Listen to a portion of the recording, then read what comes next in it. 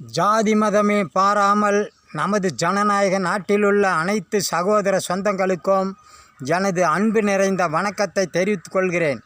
சுயேட்சை லட்சியம் கொண்ட ஜெகஜோதி இயக்கத்தின் பொதுநல பொறுப்பாளராகிய சியான்பாளையம் கவிஞர் டி. ராமச்சந்திரன் உங்களோடு இப்போது பேசுகிறேன். சுயேட்சை லட்சியம் கொண்ட ஜெகஜோதி இயக்கத்தில்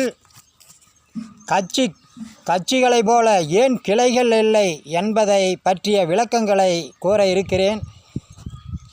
கூர்ந்து கவனியுங்கள். இந்த பலக்கட்சி ஆட்சி முறையில் யார் வேண்டுமானாலும் கட்சி வைத்து கொள்ளலாம், யார் வேண்டுமானாலும் ஆட்சியை கைப்பற்றி கொள்ளலாம் என்ற இந்திய தேர்தல் ஆணையத்தின் விதிமுறைகள் இருப்பதினால் பணம் படைத்தவர்கள் பணம் கொடுத்து பதவி கொடுத்து கட்சியை உருவாக்குகிறார்கள், அல்லது ஜாதி கோட்டங்களை ஒன்று திரட்டி கோட்டத்தை கூட்டிக் கொள்கிறார்கள். சினிமா நடிப்பவர்களும் ரசிகர்கள் என்ற முறையிலும் நற்பணி என்ற வகையிலும் காசு பணங்களை செலவு செய்து கோட்டத்தை திரட்டி கொள்கிறார்கள்.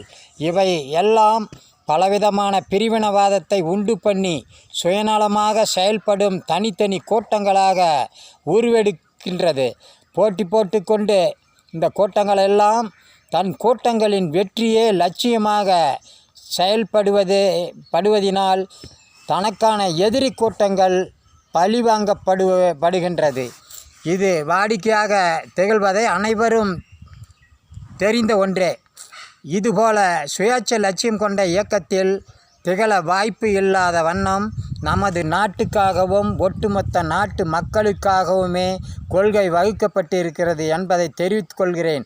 ஆகையால் இந்த சுயேட்சை லட்சியத்தில் தாங்கள் அனைவரும் சாதி மதம் பாராமல் ஆன்லைனில் ஜெகஜோதி.in என்ற இணையதளத்தில் உறுப்பினர் பாரம் கொடுக்கப்பட்டிருக்கிறது. அதில் உங்கள் விருப்பப்படியே நீங்கள் அதை பூர்த்தி செய்து உறுப்பினராக சேர வேண்டும்.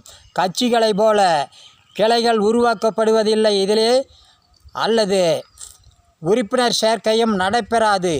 அந்த ஆன்லைனில் தான் நீங்கள் உங்கள் விருப்பப்படி நீங்கள் எல்லாம் உறுப்பினராக சேர வேண்டும்.